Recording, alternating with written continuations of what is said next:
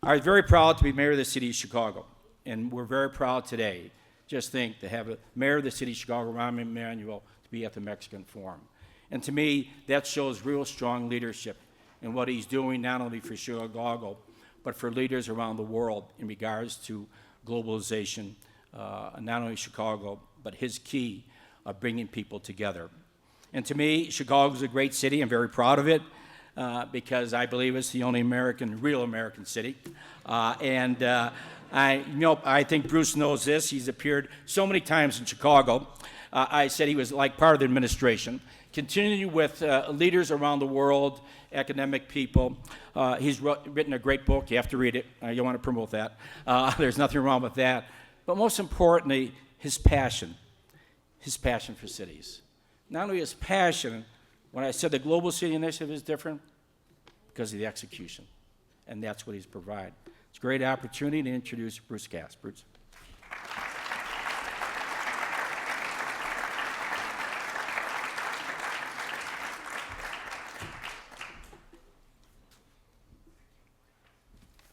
Good morning, everyone.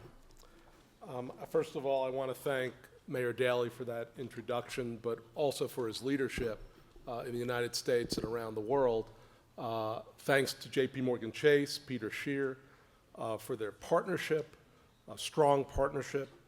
I'm particularly grateful to Juan Perdinas and IMCO for co-hosting this forum today, for their advice and collaboration, which has been invaluable. And just a special shout out, American term, to Pablo Gonzalez for his guidance on our work here in Mexico every step of the way, and for his leadership in Brookings International Advisory Council.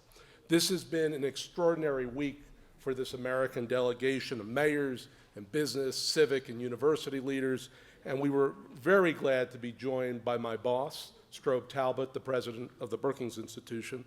Our purpose here has been very simple and straightforward: to convene local and state leaders from North America to strengthen our links on trade and competitiveness and share innovative policies and practices that enhance competitiveness. Now, we started on Tuesday in Querétaro, meeting with political and business leaders, including Governor Calzada, in this rapidly growing Aerospace Center, production center. We visited the the Bombardier facility, seeing firsthand the incredibly advanced, higher value manufacturing that is representative of Mexico's economic future. We visited the Aeronautic University of Querétaro, which is a model for all of North America, training a workforce locally to ensure the industry competes globally. And yesterday with IMCO, we convened subnational leaders from Mexico, the United States, and Canada for a rich dialogue about how local investments, state investments in innovation and human capital are strengthening advanced industries across the continent. As Claudio Gonzalez said, our forum occurs during an auspicious moment for North American trade: the approaching 20th anniversary of NAFTA, the recently launched U.S.-Mexico high-level economic dialogue, and Mexico's ascendancy in the global economy. So against that backdrop, I want to make three main points. First, North America is a uniquely competitive continental platform for production and trade. Second, our North American economy is powered by a network of cities and metropolitan areas that act as our economic engines and our centers of trade and investment. And finally, city, metro, and state leaders in all three countries must play a central role in trade and investment. This is not just the job of national governments to spur competitiveness in their own communities, as well as the competitiveness of the continent as a whole. So first, let's start with the focus on North America. So 20 years after NAFTA, through a period of continued economic integration, the quantity and quality of trade within North America is truly distinct. North American trade accounts for nearly 1/4 of all U.S. trade. In 2011, the United States exchanged nearly $1.2 trillion worth of goods and services with Canada and Mexico. the country's first and third largest trading partners, respectively. This is roughly the same as the total U.S. trade with Japan, Korea, and the BRICS, Brazil, Russia, India, China, South Africa combined. It's not just the quantity that defines our continental trade. Integrated value chains have united North America as one economic market that not only trades finished goods, but also shares in their production. 40% of what we import from Mexico is actually American-made content. 40%. 25% from Canada, and for China and Europe, you see the figures are less than 5%. Now, these value chains are critical for what we call advanced industries, high-value, engineering and R&D intensive sectors such as aerospace, automotive, electronics, and precision instruments. Advanced industries have an outsized impact on national and regional economies. They account for disproportionately high shares of growth, trade, and research and development. And their innovations have a multiplier effect that spreads through supply chains to other industries and into our daily lives. Now, for our purposes here, advanced industries are a large part of what we trade with each other, accounting for 47% of total good trade between the U.S. and Canada and Mexico. Perhaps most importantly, however, these industries are a large part of what we export together to the rest of the world. Led by electronics, transportation equipment, and heavy machinery, advanced industries account for nearly 1/3 of all North American exports. Now, this represents what we do together today, but recent dynamics from rising labor costs abroad to new energy sources and technologies at home to favorable demographic trends in both of our countries present new comparative advantages that could further strengthen the North America trade platform. Given this potential, we need to better understand where trade occurs in North America, which national trade statistics obscure. Metro North America, a report co-written by my colleagues Alan Berube and Joe Perea, and which is being presented for the first time today, offers a new perspective on production and trade across our continent. It finds that North America is not merely the sum of our three national economies, but is instead powered by a network of metropolitan economies that produce and trade together. So that leads to my second point. Cities, metropolitan areas, are the engines of the North American economy and the centers for good trade on the continent. Before we get too far, let's just clarify one thing.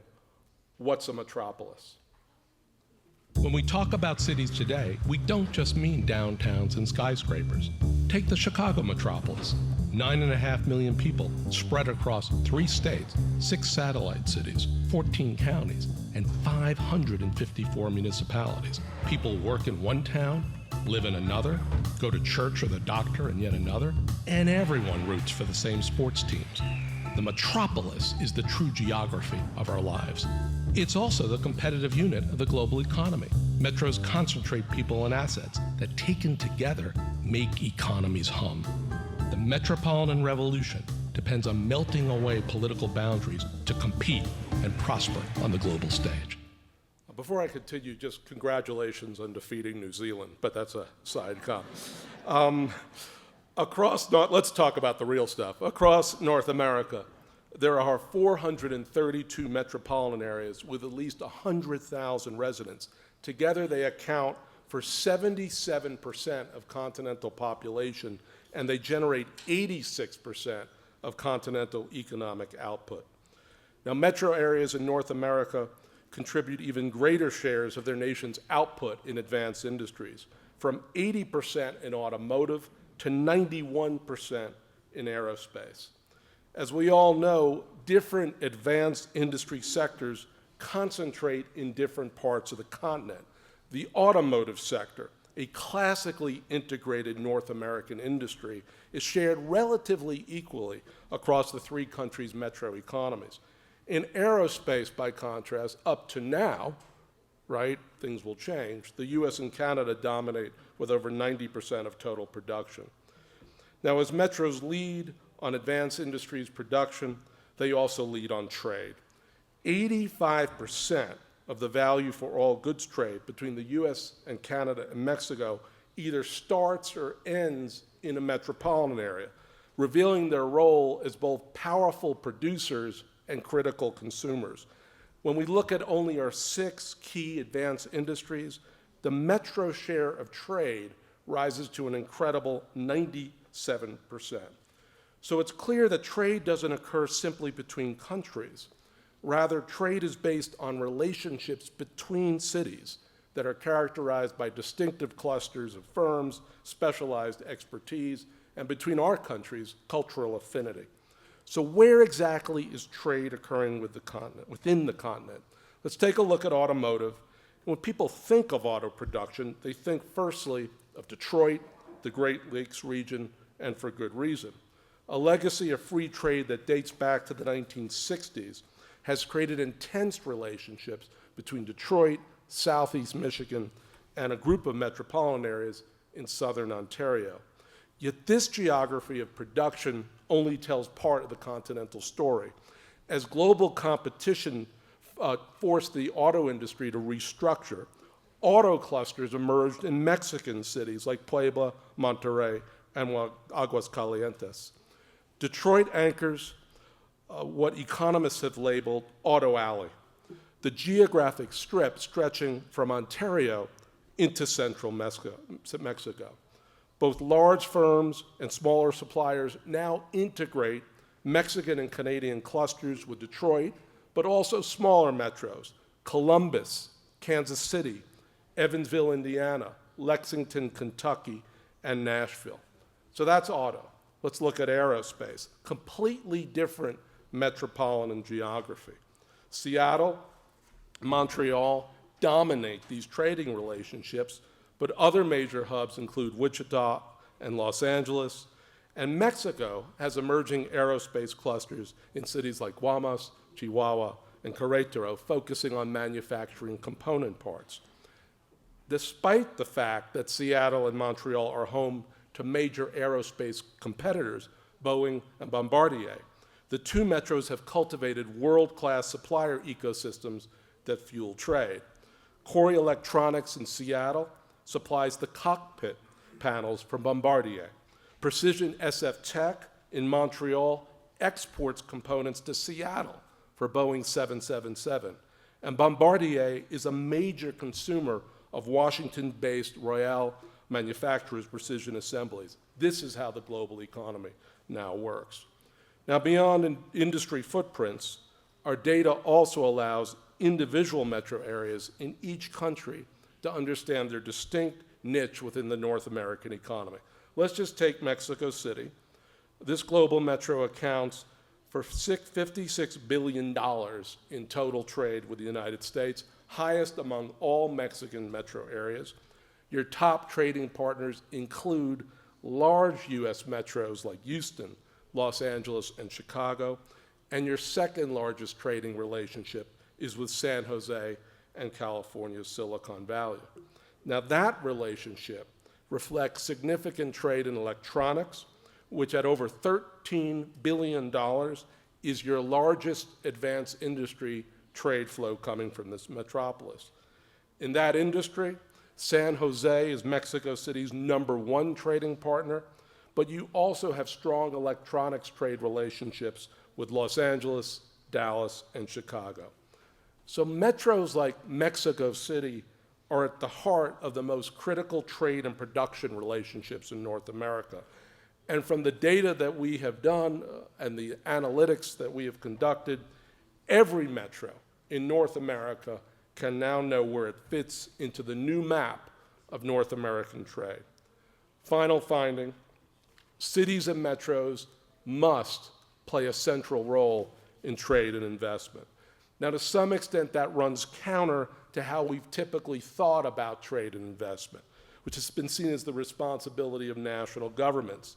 And as we all know, there are 4 key areas in which the national governments in Mexico, Canada, and the United States remain essential to setting the platform. First, they must enable goods movement across our borders, smart investments in infrastructure. Second, they have to finalize ongoing trade negotiations, align and streamline regulations and customs, and establish a coordinated approach to foreign direct investments. So from a city level, or a metropolitan level, or a state level, we need to think about how we advocate at the national level for this smart platform-setting agenda. But we also need to think about what each of us does locally. First, set a vision. At the city and metropolitan level, networks of leaders across government, industry, civil society should set a vision for their economies and develop market-driven approaches that take into account their place's distinctive advantages. Over the past year at Brookings, we've worked closely with leaders in over 10 U.S. metro areas to invent and pilot what we call business plans. The elements of business plans are very simple, and for any business leader here, they'll be quite obvious.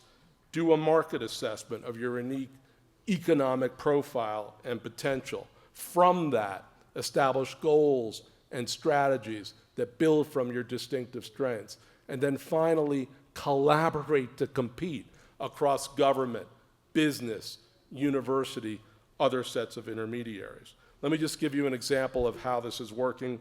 Let's go to the great metro of Phoenix Mesa, which is represented here by Mayor Scott Smith, who's also the head of the U.S. Conference of Mayors.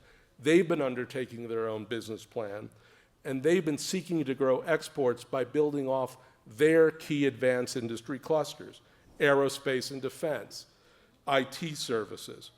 Unlike previous fragmented economic development initiatives, the business plan has broad support from partners like Arizona State University, the Greater Phoenix Economic Council, and the city governments of Mesa and Phoenix. This is how you collaborate to compete.